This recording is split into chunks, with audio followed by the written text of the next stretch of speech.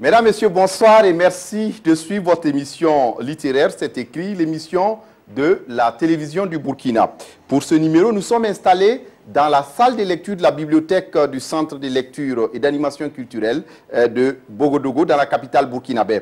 Et pour ce numéro, je reçois Brahima Kéré, amicalement appelé Kerbra. Il a publié en mars dernier Le sang des jumeaux, un recueil de 10 nouvelles. Bonsoir, monsieur Kéré. Bonsoir, monsieur. Merci de répondre à notre invitation. Kerbra, c'est votre nom d'artiste. Vous êtes acteur de cinéma, vous êtes professeur de lettres, et également vous êtes auteur de nouvelles. Oui, je crois que j'ai plusieurs, j'allais dire, cordes à mon arc. Je suis professeur de français, ça c'est mon métier prioritaire, c'est ce que je fais depuis plus de 20 ans. Je suis venu au cinéma aussi depuis 2005, à travers donc Taxi Brousse et d'autres films. Et puis, le film qui vous a révélé beaucoup plus au public, c'est Le Célibatérium. Bien sûr, où j'incarne le rôle de Ben, un personnage qui vit dans le Célibatérium. Je suis aujourd'hui écrivain. Le nom Kerbra, bon, c'est un diminutif de Kéré, Brahima, Kerbra. Pour mes amis ont préféré ce nom-là parce que c'est plus court et ça fait plus intime, quoi. Voilà. Et pour votre premier ouvrage, Le sang des jumeaux, vous avez préféré le genre nouvelle. Oui, bien sûr. Je dois dire que j'ai, au départ, dans ma réserve d'écriture de projets de romans, mais à vrai dire, je me suis rendu compte que, d'une manière générale, la lecture a commencé à perdre un peu, j'allais dire, ses lettres de créance. Et les nouvelles sont un peu plus faciles à digérer pour un public, parce que 10 nouvelles dont les thématiques et les intrigues sont totalement différentes les unes des autres, ça peut encourager quelqu'un à lire une nouvelle aujourd'hui, à lire une autre demain, etc. C'est plus léger, c'est plus digestif aujourd'hui, parce que les gens n'ont plus le temps pour la lecture, il faut le dire. Et donc une nouvelle, un recueil de nouvelles se lit plus facilement qu'un roman. C'est pour ça que, bon, j'ai préféré donc les nouvelles. Et il faut dire aussi qu'il y a, j'ai envie de dire beaucoup de choses en même temps. Et dans un roman, ce n'est pas toujours évident. Mais les nouvelles ont chacune une certaine spécificité là, qui fait que, bon, on est plus à l'aise quand on écrit des nouvelles que quand on écrit un roman. Ça, c'est vraiment personnel, quoi.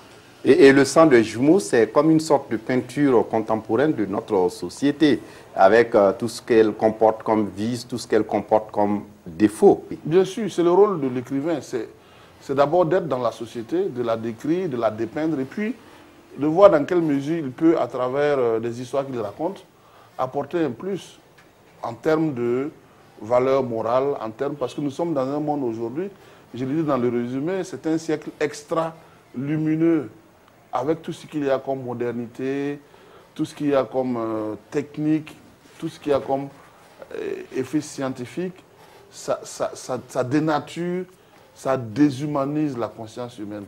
Et l'écriture peut être, à la limite, pour moi, un moyen de ramener un peu les pendules à l'heure.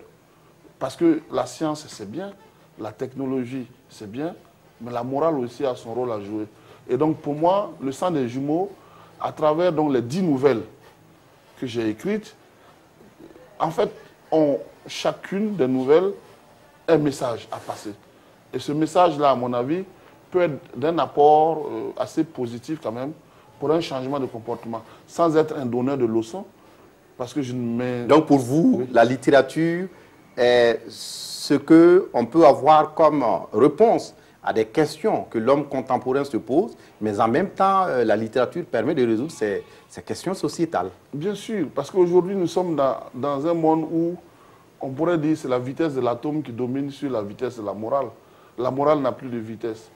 Mais alors, qu'est-ce qu'on va faire, nous autres écrivains, qui sommes censés apporter un plus à cette éducation-là? C'est d'écrire, de produire, je dirais, des effets contraires à ceux que nous rencontrons dans le développement exponentiel de l'humanité. Apporter un minimum de philosophie, de sagesse, de savoir-vivre, ou plutôt pas de directive, parce que ce serait trop militaire, mais de conseils pour que les gens améliorent leur comportement. ce n'est pas mauvais. Et moi, je pense que le rôle de l'écrivain, c'est ça. C'est ne pas forcément vouloir s'ériger en donneur de leçons, mais c'est plutôt de dépeindre la société telle qu'elle est, en amenant chacun à prendre conscience qu'il y a un problème et qu'il faut trouver une solution à ce problème. Et vous l'avez dit, votre recueil comporte 10 nouvelles. Bien sûr, 10. Et dans les 10 nouvelles, on ne va pas parler de tout. On a Le sang des jumeaux qui a donné son titre au recueil. On a également Les vertiges de l'amour. On a aussi La coépouse de Tanti, qui évoque l'infidélité, voilà, dans les foyers. Dans les foyers. Et puis, de la mairie centrale à la prison. D'abord, Le sang des jumeaux. Il s'agit de l'histoire de Hassan et de Fatma, oui, qui sont confrontés à un problème d'héritage. Bien sûr. En fait, Le sang des jumeaux, je l'ai choisi d'abord comme titre éponyme parce que, pour moi, c'est la nouvelle la plus choquante d'un point de vue de la morale. Comment est-ce que des oncles, sous prétexte que des neveux vont hériter du bien de leur papa qui est supposé mort, vont imaginer un scénario de sorte à ce qu'on écarte les jumeaux ou qu'on les immole pour pouvoir hériter justement de ce qui leur revient de droit. Donc c'est un peu ici mettre en évidence la cupidité des hommes. Comment on peut en arriver à vouloir immoler ses propres neveux, c'est les enfants de votre grand frère qui est décédé, en faisant croire que c'est eux qui sont à l'origine d'une sécheresse dans un village. Vous savez que les jumeaux ont toujours été l'objet de... Il y a un mystère autour des jumeaux. Oui. Il semble même que dans la tradition, on les enterrait dans les termitières, les jumeaux, parce que c'était des gens porteurs de malheur. C'est des gens qui étaient à l'origine de tout ce qui est démoniaque. Les autres viennent un, eux ils viennent deux. Ils viennent deux. Donc finalement, ils ont utilisé à la limite cette pesanteur culturelle-là pour faire en sorte de condamner les jumeaux, de sorte à ce qu'on les immole, pour que eux, les oncles, puissent profiter donc de l'héritage. Voici un peu l'histoire. Malheureusement, le coup n'a pas marché comme on pourrait dire. Tout à fait. Voilà. Et Les vertiges de l'amour, c'est aussi cette histoire d'inceste, si on peut le dire ainsi, entre Fabrice et Latifa. Oui, c'est deux jeunes qui se rencontrent dans une université. Malheureusement, je dirais en griffe, ils tombent amoureux l'un de l'autre. Il se trouve que... Qu'ils se relèvent. Oui. Malheureusement... S'ils sont tombés amoureux, qu'ils se relèvent. Malheureusement, c'est d'un amour dont il est difficile de se relever souvent.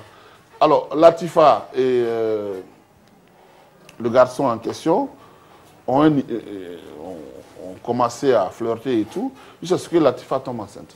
Et malheureusement, vers la fin, on se rend compte que Latifa et Fabrice sont des frères, c'est le même papa. Donc c'est un peu pour montrer que tout ce qui existe en amour n'est pas forcément beau. Hein. Je ne parle pas des divorces, je ne parle pas des séparations, mais je parle de parfois des coïncidences qui amènent le beau à être effrayant. Parce que voici une fille qui est en grossesse de son frère. La suite, tout le monde peut imaginer. Chacun va y aller de sa capacité d'imagination. Mais moi, j'ai voulu simplement alerter les uns et les autres sur le fait que le soir, au bord d'un jardin, on marche avec une fille, c'est beau, c'est l'idylle, c'est bien. Mais ce n'est pas toujours une fin heureuse. Mais en fait, je n'ai pas apprécié ici l'attitude du père, qui n'a pas dit la vérité à son fils. Bien sûr. Au départ. Et ça aussi, c'est un peu pour mettre en évidence certaines situations de notre culture africaine. On cache des choses qu'on peut révéler. Le monsieur en question qui a servi dans un pays voisin, de retour au pays, n'a pas dit la vérité à son enfant, ni à sa femme, qu'il avait eu une relation qui a abouti à la naissance d'une fille du nom de Latifa. Voici son fils qui se retrouve dans la même université, dans l'autre pays, et qui tombe amoureux de cette fille. S'il avait eu la présence d'esprit d'informer, peut-être que ça ne serait pas arrivé. C'est un peu l'image de nos parents qui nous cachent toujours tout. Mais ça dépend aussi peut-être de sa position dans la société. S'il est respecté, s'il veut continuer à être respecté, il faut qu'il cache un certain nombre d'informations. D'accord, mais il ne faudrait pas aussi que le fait de vouloir cacher des choses puisse plus tard dégénérer. Parce que ce qui est arrivé là est dramatique. Je ne sais pas, à la place de notre ami Fabrice, qu'est-ce que vous feriez de ce garçon-là, qui est en même temps l'enfant de votre sœur, donc c'est votre neveu, et qui est en même temps votre fils. Justement, l'histoire ne nous dit pas la suite. Oui. On laisse le lecteur imaginer ce qui va se passer. Voilà. Vous avez également la coépouse de Tanti qui révèle les infidélités souvent des hommes avec les aides ménagères qui sont à la maison. Ici, il s'agit de Caroline, une aide ménagère, qui tombe enceinte finalement de son patron. Voilà, c'est un peu la peinture de ce que nous vivons au quotidien. Hein. Comme je l'ai dit, mes nouvelles s'inscrivent dans le temps. Je ne suis pas un écrivain intemporel qui voudrait que dans 20-30 ans, on dise que son œuvre est toujours à la mode. Ce n'est pas mon objectif. J'écris par rapport au présent. Aujourd'hui, il est clair que dans beaucoup de foyers, les conflits entre femmes mariées et les domestiques sont monnaie courante. Pourquoi? Parce que souvent, les femmes pensent que la domestique est une rivale potentielle. Et dans ce roman, justement, j'en ai fait la preuve. Caroline, qui est arrivée comme domestique, ben, plus tard, tombe enceinte de son patron, Robert, qui au départ, respectable et un cadre respectable, qui n'avait que l'église, sa femme et son fils Papouni, comme étant ces éléments les plus importants. Mais plus tard, la bonne a réussi à le séduire. Et puis voilà, il est tombé dans le piège d'une négresse avec des formes terribles qui ont réussi à le séduire. Et finalement, il n'en pouvait plus. On va y arriver. La description souvent que vous faites de vos personnages dans vos nouvelles, on va y arriver dans la deuxième partie de l'émission. Mais ici, il s'est trouvé quelque part que la fille aussi y a pour quelque chose. Il y a pour quelque chose dans ces cas d'infidélité. Oui, parce qu'elle s'est rendue compte qu'elle n'est pas... Monsieur Kindo, qu'est-ce que vous imaginez? Moi, j'arrive dans un foyer comme domestique, je vois madame qui bénéficie de tous les avantages possibles.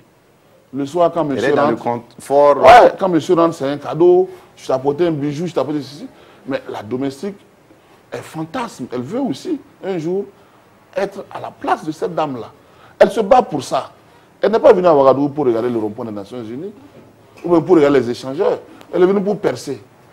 Elle a trouvé un foyer où un monsieur, un soir, tout seul, devant la télévision parce que l'enfant est malade et à l'hôpital avec sa maman, ben voilà l'occasion pour moi de tenter ma chance. Elle a tenté sa chance et ça a marché. Il a goûté aux fruits défendus et finalement il ne pouvait plus s'en passer. Donc c'est pour dire que la responsabilité se situe au niveau de la domestique.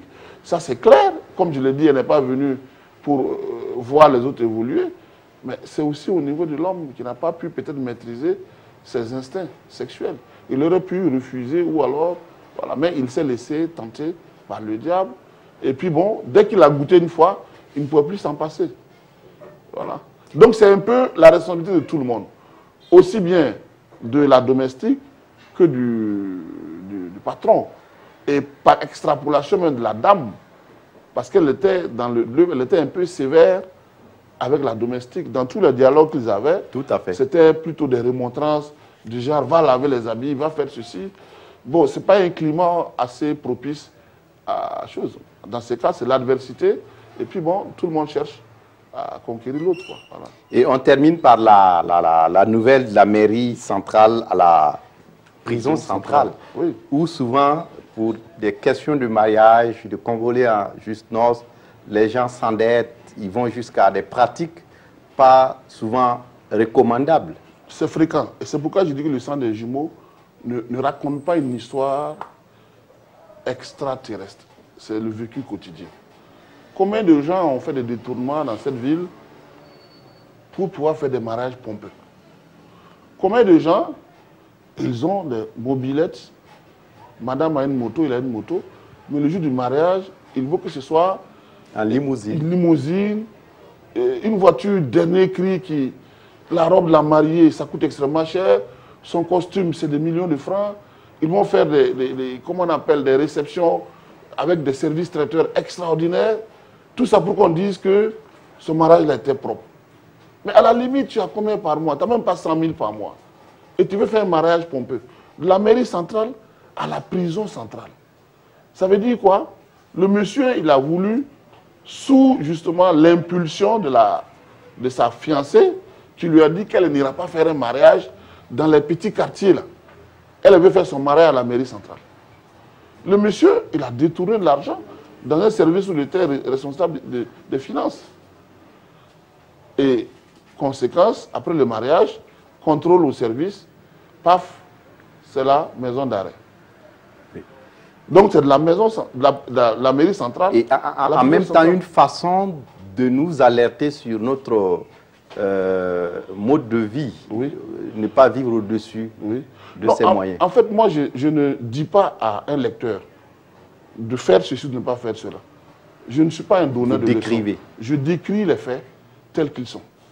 Si demain, Kindo, je ne sais pas si vous êtes marié ou pas, si demain vous avez envie de vous marier, peut-être qu'en lisant cette nouvelle-là, vous allez vous dire, tiens, je vais me marier avec ce que j'ai. Parce que le personnage-là, que M. Kéré a décrit dans son roman, a eu à détourner de l'argent pour un mariage, il se retrouve à la prison. Peut-être que ça peut amener un changement de comportement.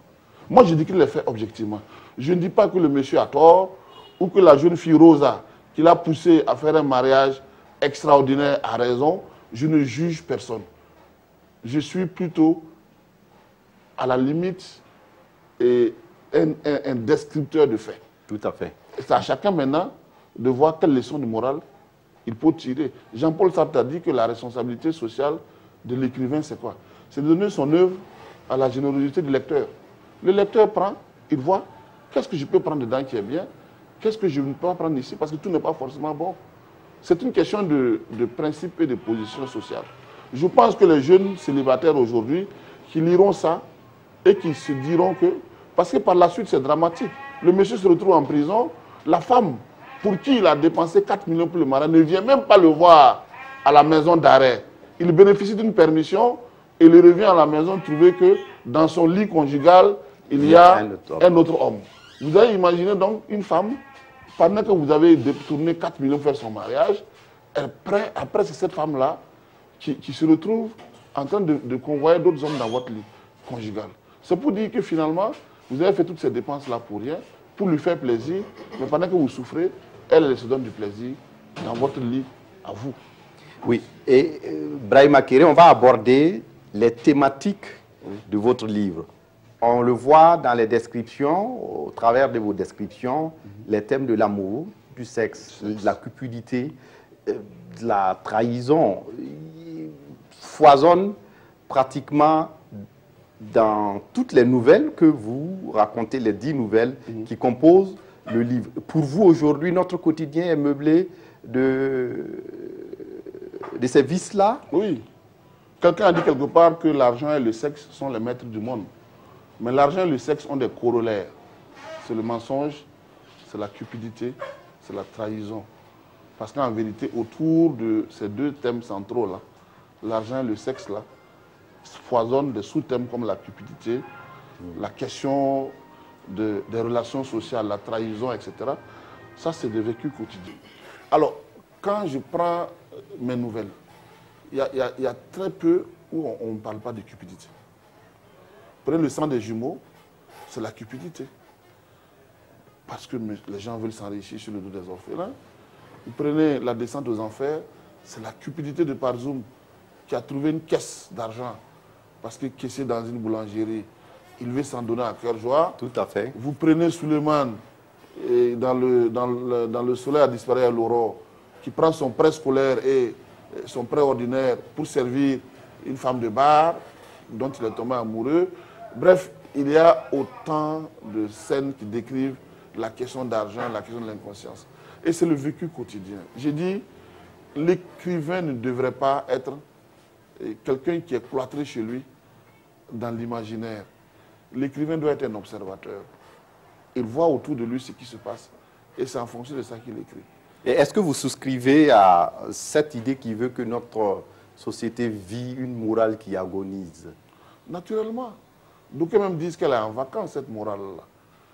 Elle n'agonise pas seulement, elle est même presque enterrée. Parce qu'aujourd'hui, c'est beaucoup plus les valeurs matérielles qui prédominent notre société. J'ai dit quelque part dans le résumé que Et les forteresses jadis inexpuables de la morale s'écroulent comme des châteaux de sable. Ça veut dire qu'aujourd'hui, il n'y a plus de morale. Il n'y a plus de frères, il n'y a plus de cousins, il n'y a plus d'amis. Il n'y a que l'intérêt, il n'y a que l'argent. Quand tu as dit que l'essentiel n'est pas d'être heureux, Oui. mais de se rendre digne du bonheur. Mais bien sûr, comment se rendre digne de ce bonheur-là si vous vous trouvez dans une société où les gens ont tendance beaucoup plus à privilégier l'individualisme, l'intérêt individuel par rapport au bien de la collectivité. Vous n'avez pas d'amis aujourd'hui quand vous n'avez rien. Ça, c'est clair, je n'apprends pas ça à quelqu'un. Si vous ne pouvez pas aujourd'hui là dépanner quelqu'un, vous n'aurez jamais d'amis.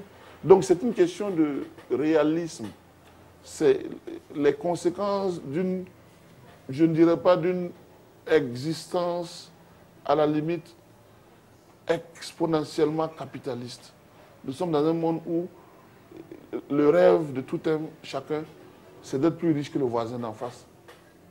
Voilà, ce n'est plus venir en secours au voisin quand il a des difficultés, mais c'est plutôt être plus riche que lui. Vous excluez l'ambition. L'ambition existe. Il faut avoir l'ambition aussi. L'ambition existe lorsque il y a quand même des valeurs qui l'accompagnent. Ce n'est pas parce que j'ambitionne aujourd'hui d'être, je ne sais pas, à tel ou à tel poste, que je devrais détruire sur mon chemin tout ce qu'il y a comme obstacle. Il y a des étapes. Il y a des étapes. D'accord. On va aborder un peu l'intentionnalité d'écriture de l'auteur que vous êtes. On l'a remarqué, l'humour, pour ne pas dire le ton satirique, domine pratiquement les 10 nouvelles qui sont contenues dans le sang des jumeaux. Et d'abord, vous contextualisez le langage. On a, comme, par exemple, dans certaines nouvelles, Yoruba, avec Didier Arafat, qui n'est pas méconnu aujourd'hui. On a Magic System, un groupe très connu. On a aussi, par exemple, dans la nouvelle, la coépouse de Tanti, où vous évoquez Hollande, Drogba, Hollande. Oui. Voilà. Et pour vous, et même quand on prend la nouvelle sur le soleil a disparu avec l'aurore, la bonne dame vient, la serveuse vient et demande, vous va boire quoi? Voilà. Plutôt que de dire qu'est-ce que tu vas boire, elle demande, tu vas on boire écrit dans non, une mais en langue... fait, M. Kindo, moi je voudrais qu'on se comprenne. Je ne suis pas pour une littérature de mimique. Je ne suis pas pour une littérature servile qui frise à la limite un pédantisme béat et abusif. Je suis pour une littérature réaliste. Moi, je ne veux pas faire parler à une serveuse de bar un niveau de langue qu'elle n'a pas. Une serveuse de bar ne veut pas demander à un client qu'elle aperçoit assis sur une table. Bonsoir, monsieur. Auriez-vous l'obligeance de me signifier ce que vous aimeriez boire? On n'est pas dans un cinéma.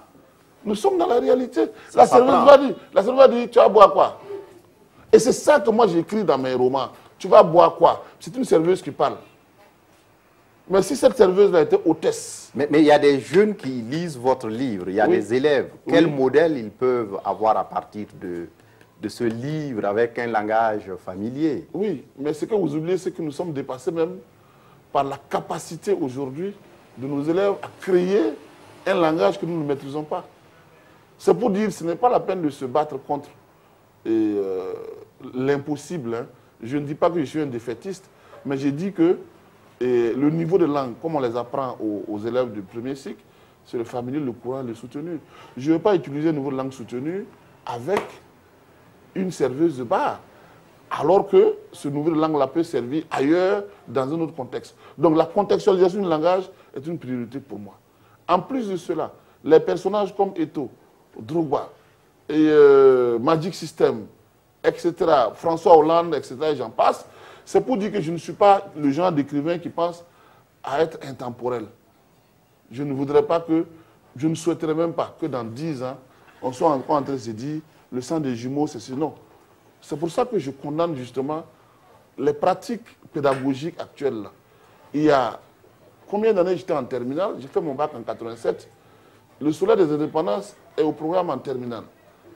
Et le bout de bois de Dieu est au programme en première. Tribalique est au programme en seconde. J'ai fait mon bac en 87 avec ce même programme. Je suis professeur de français aujourd'hui et dans le même programme, ce sont les mêmes œuvres qu'on reconduit. Pourquoi pérenniser des gens qui en réalité ne collent plus avec la réalité du moment? Et de nouveaux écrivains. Il faut permettre à la jeune génération d'évoluer.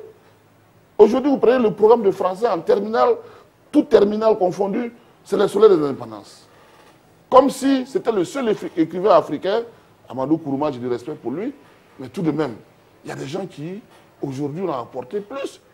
Nous autres, aujourd'hui, nous sommes à la limite des jeunes générations. On a envie de monter. Moi, j'aimerais bien que l'année prochaine, à la rentrée, que les lycées et les collèges puissent prendre le sang des jumeaux comme ouvrage à étudier en seconde, en première, en terminale, de les exposer.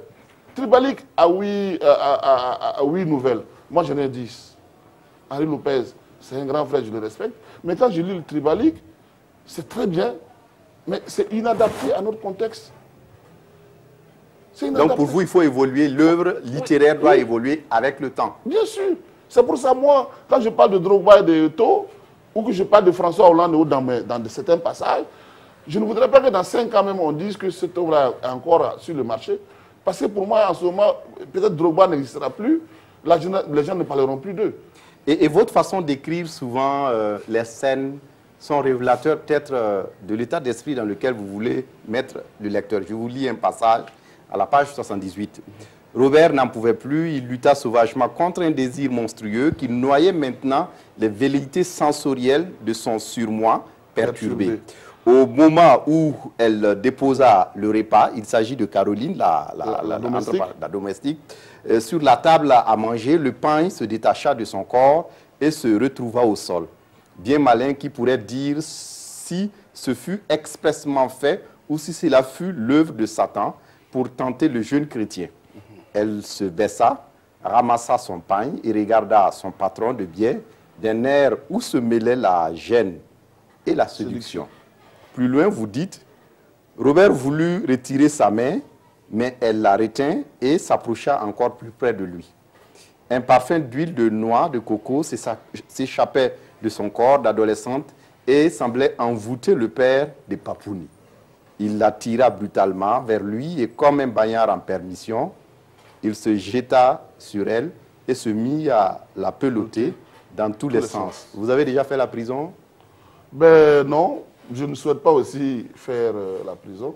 C'est vrai qu'en prison, il n'y a pas de chasteté, mais... Oui, mais en réalité, j'ai voulu juste mettre en évidence, si c'est l'expression comme un bagnard en permission, c'est juste pour dire quand on est en prison, on est en manque.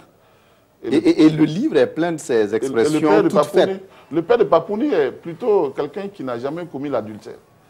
Donc c'est une grande première pour lui. Et la domestique a fait tout pour le séduire et l'amener à aller là où elle voulait. Donc l'expression bagnard en permission, c'est juste pour rigoler, voilà, pour dire, voilà, quelqu'un qui ne voulait pas, mais qui a été finalement obligé de...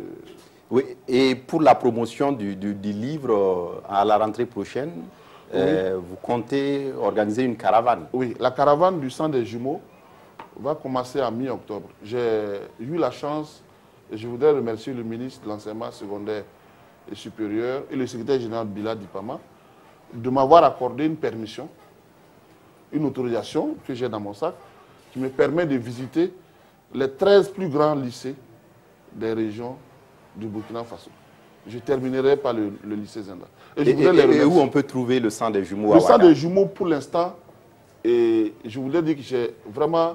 La distribution est d'abord restreinte. Comme c'est les vacances, j'attends la rentrée pour voir dans quelle mesure je pourrais les mettre à la disposition des librairies.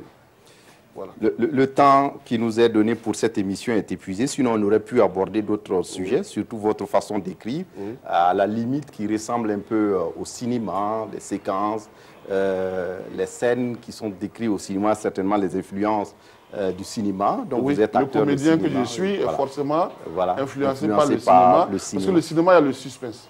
Oui. Et le suspense se retrouve beaucoup dans mes œuvres. Dans le roman. Merci à vous, Kéré Brahima Dikerbra, d'être passé nous présenter votre recueil de nouvelles, Le sang des jumeaux. Vous reviendrez à cette émission quand vous le voulez.